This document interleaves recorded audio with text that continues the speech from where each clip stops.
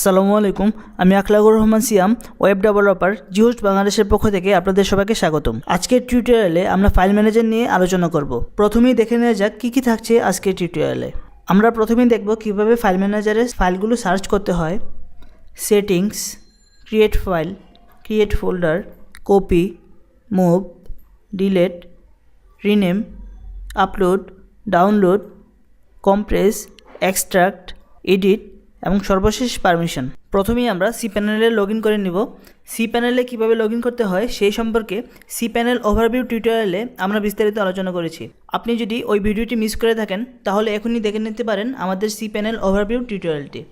এবং আপনি যদি ওয়েব হোস্টিং প্যাকেজটি না কিনে থাকেন তাহলে এখনই আমাদের সাথে যোগাযোগ করুন। আমাদের সাথে যোগাযোগের ঠিকানা www.ghostbd.com। আপনার ইউজার নেম এবং পাসওয়ার্ড দেওয়া সম্পূর্ণ হলে লগ ইন বাটনে প্রেস করুন। আমরা এখন cPanel ইউজার ইন্টারফেসটি দেখতে পাচ্ছি। ফাইল সেকশনের প্রথমেই রয়েছে ফাইল ম্যানেজার। এখন আমরা ফাইল ম্যানেজারে প্রবেশ করব। আপনারা দেখতে পাচ্ছেন উপরের দিকে দুটি সার্চ বক্স রয়েছে। এই সার্চ বক্স থেকে আমরা আমাদের প্রয়োজনীয় ফাইলগুলো সার্চ করতে পারবো। ধরুন আমার পিএইচপি ফাইলগুলো এখন সার্চ করব।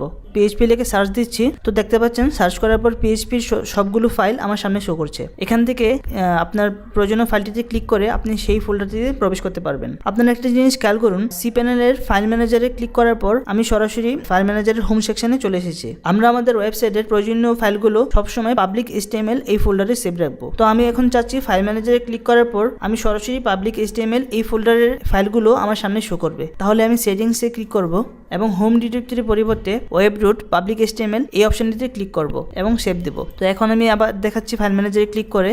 তো দেখতে পাচ্ছেন এখন ফাইল ম্যানেজারে ক্লিক করার পর আমি সরাসরি পাবলিক HTML এই ডিরেক্টরিতে প্রবেশ করেছি। এখন আমি আপনাদেরকে দেখাবো কিভাবে ফাইল এবং ফোল্ডার ক্রিয়েট করতে হয়। ফাইল ক্রিয়েট করতে উপরের টপ বার মেনু থেকে প্লাস ফাইল অপশনটিতে ক্লিক করুন এবং আপনার ফাইলের নাম দিন এবং আপনার ডিরেক্টরি, যে ডিরেক্টরিতে আপনার ফাইলটি সেভ করতে চান সেই ডিরেক্টরিটি এখানে লিখে দেবেন।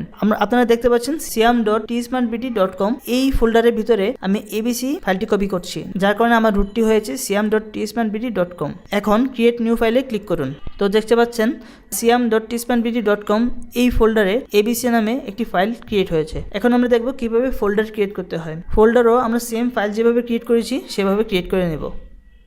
এখন আমি আপনাদেরকে দেখাবো কিভাবে ফাইল কপি এবং মুভ করতে হয়। ধরুন আমি ABC ফাইলটি IMG ফোল্ডারে কপি করব। আপনি যদি একই সাথে একের অধিক ফাইল কপি অথবা মুভ করতে চান তাহলে কন্ট্রোল বাটনে প্রেস করে আপনার প্রয়োজনীয় ফাইলগুলো সিলেক্ট করে নেবেন।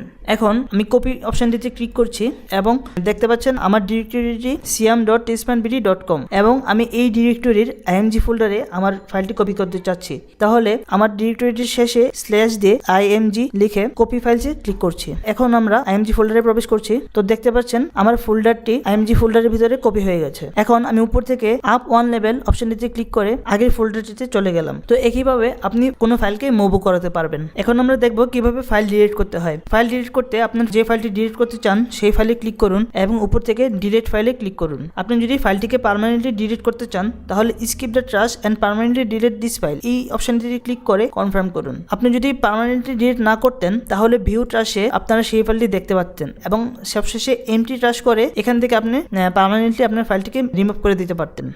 রিনেম করতে চাইলে কোনো ফাইলে ক্লিক করুন এবং উপরের টপ বার মেনু থেকে রিনেম অপশনটিতে ক্লিক করুন। এবার আপনার পছন্দ মতো নিউ নেম সিলেক্ট করুন এবং রিনেম ফাইলে ক্লিক করুন। এখন আমি আপনাদেরকে দেখাবো কিভাবে ফাইল আপলোড করতে হয়। ফাইল আপলোড করতে উপরের অপশন থেকে আপলোড বাটনে ক্লিক করুন এবং সিলেক্ট ফাইলস এই বাটনটি প্রেস করুন। অনেকগুলো ফাইল একসাথে আপলোড করতে চাইলে আপনাকে অবশ্যই সেই ফাইলগুলোকে জিপ ফাইল আকারে কনভার্ট করে নিতে হবে। এখন আমি আপনাদেরকে দেখাবো কিভাবে অনেকগুলো ফাইল একসাথে এক্সট্রাক্ট করে নিতে হয়। অনেকগুলো ফাইলকে একসাথে আপলোড করতে হলে আপনাকে অবশ্যই ফাইলগুলোকে জিপ ফাইলে কনভার্ট করে নিতে হবে। জিপ ফাইলে কনভার্ট করতে কন্ট্রোল চেপে ধরে আপনার ফাইলগুলো সিলেক্ট করুন। মাউসের রাইট বাটন ক্লিক করে সেন্ড টু এই অপশনটিতে ক্লিক করুন এবং কম্প্রেস জিপ ফোল্ডার এই ফোল্ডারটিতে ক্লিক করুন, এন্টার দিন। এখন আমার সবগুলো ফাইলের একটি জিপ ফাইল তৈরি হয়েছে। এখন সিলেক্ট ফাইলে ক্লিক করুন এবং আপনার জিপ ফাইলটি সিলেক্ট করে ওপেন দিন। তো আপনারা দেখতে পাচ্ছেন আমাদের সম্পূর্ণ ফাইলটি আপলোড হয়েছে। এখন আমরা গো ব্যাক করে আমাদের আগের ফোল্ডারটিতে চলে যাচ্ছি। তো দেখতে পাচ্ছেন এখানে আমার ফাইলটি আপলোড হয়েছে। এখন ফাইলটিকে এক্সট্রাক্ট করতে চাইলে আপনারা মাউসের রাইট বাটনটি ক্লিক করুন এবং এক্সট্রাক্ট এই বাটনে প্রেস করুন, অথবা উপরের টপ বার মেনু থেকেও এক্সট্রাক্ট ফাইলটিতে ক্লিক করে এক্সট্রাক্ট করে নিতে পারেন। এবার এক্সট্রাক্ট ফাইলে ক্লিক করুন। তো দেখতে পাচ্ছি আমাদের ফাইলগুলো এক্সট্রাক্ট হয়ে গেছে। এখন আপনি আপনার জিপ ফাইলটিকে ইচ্ছা করলে ডিলিট করে দিতে পারেন। আপনার কোনো ফাইল ডাউনলোড করতে চাইলে সেই ফাইলটিতে ক্লিক করুন এবং উপরের টপ বার মেনু থেকে ডাউনলোড বাটনে ক্লিক করুন। এখন আমরা দেখব কিভাবে ফাইল এডিট করতে হয়। ধরুন আপনার HTML ফাইলটি এডিট করা দরকার, তাহলে আপনার HTML ফাইলটিতে ক্লিক করুন এবং উপর থেকে এডিট অপশনটিতে ক্লিক করুন। আবার এডিট অপশনটিতে ক্লিক করুন। এখান থেকে আপনি আপনার প্রয়োজনীয় ফাইলগুলো এডিট করে নিতে পারেন এবং সবশেষে সেভ চেঞ্জ দিয়ে সেভ করবেন। এখন আমরা দেখব বিভিন্ন ফাইলের পারমিশন নিয়ে। ফাইলের পারমিশন দেখার জন্য আমি প্রথমে একটি ফোল্ডার সিলেক্ট করলাম এবং উপর থেকে পারমিশন অপশনটিতে ক্লিক করলাম। ডিফল্টভাবে একটি ফোল্ডারের পারমিশন হয় 755 এবং 755 দেওয়া থাকলে আমরা দেখতে পাচ্ছি ইউজাররা কোনো ফাইলকে রিড করতে পারবে, রাইট করতে পারবে, এক্সিকিউট করতে পারবে। এখন যদি আমরা এক্সিকিউট থেকে টিকমার্কটি উঠিয়ে নিই, তাহলে দেখতে পাচ্ছি আমাদের পারমিশন হয়ে গেছে 655। তো ফাইলের পারমিশন যদি 655 দেওয়া থাকে, তাহলে ইউজাররা রিড করতে পারবে, রাইট করতে পারবে, কিন্তু এক্সিকিউট করতে পারবে না। এভাবে আপনারা পারমিশনগুলো সেট করে নেবেন এবং একটি ফাইলের ডিফল্ট পারমিশন হয় 644। তো এই ছিল আমাদের আজকের ফাইল ম্যানেজার নিয়ে আলোচনা। জিহোস্টবিডি থেকে একটি হোস্টিং প্যাকেজ কিনলে সাথে পাচ্ছেন 1 বছরের জন্য একটি ফ্রি ডোমেইন। বিস্তারিত জানতে ভিজিট করুন www.jihostbd.com।